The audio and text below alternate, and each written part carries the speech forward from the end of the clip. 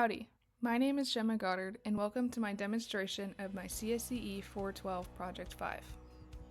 Today we will be going over the services used for the website and the complete process of updating the website through GitHub.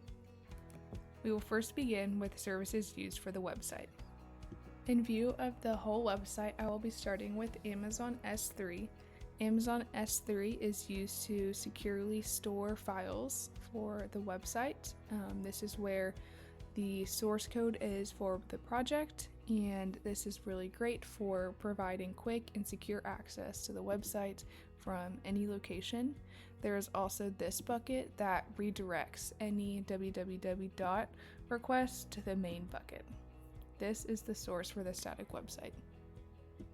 Next is Route 53. Route 53 helps ensure reliable and efficient routing of end users to websites using DNS servers, and it dynamically adjusts to varying workloads. Here you can see my hosted zone, and it helps direct users to my website. These DNS settings were also used for my custom domain to connect to my domain name to the S3 bucket. To help secure the name, I used Amazon CloudFront. Amazon CloudFront was used to secure the website using HTTPS. This was done by getting a custom SSL certificate for my domain name, and because of that, as you can see, you are able to have the HTTPS before the domain, ensuring that the website is secure. Now, as a part of Project 5, to dynamically update the website using GitHub, I use an Amazon platform called Code Pipelines. Code Pipelines serves as a middleman between my GitHub repository and the Amazon S3 bucket. Here you can see the process of every time that a push gets changed to my repository, it will process here and then deploy to the Amazon S3 bucket. I have also created a clear cache for the Amazon CloudFront because every time that a push got changed to the website, it would not update, but after clearing the cache within CloudFront, it would show the updates. This process was done using AWS Lambda. AWS Lambda, you are able to create functions for many different reasons.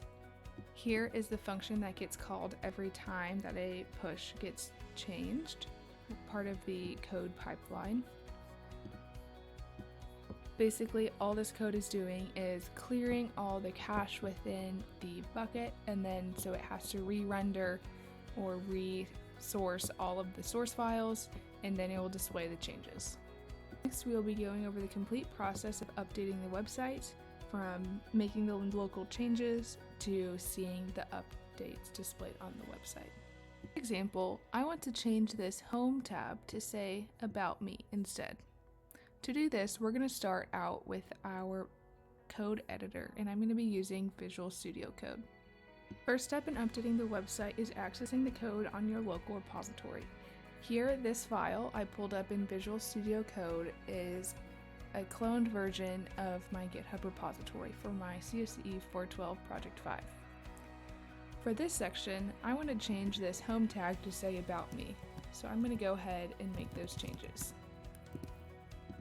Then I want to push them to the GitHub repository.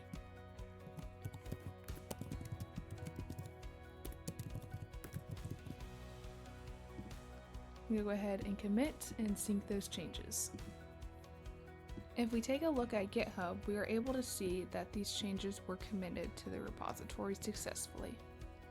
Now, if we go ahead to Code Pipeline, we can see that it's processing a new request.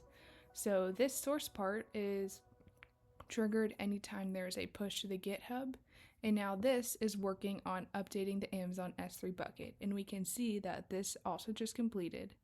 And then now we're going to call the clear cache. This is going to clear the cache in the AWS CloudFront so that we're able to see the changes. You are also able to see that changes were just made to all of the files based off of our push and the code pipeline changes. You can see the invalidation that got made through CloudFront. And as well, the AWS Lambda function had just completed. So if we go over to the website and refresh the page again, we are able to see the changes made. This is how you are able to update the website using GitHub and Amazon services. Today we learned about how to use different AWS services to connect a static website to a GitHub repository and be able to push changes automatically. We also went through this process of how to make the changes. Thank you, and I hope you enjoyed.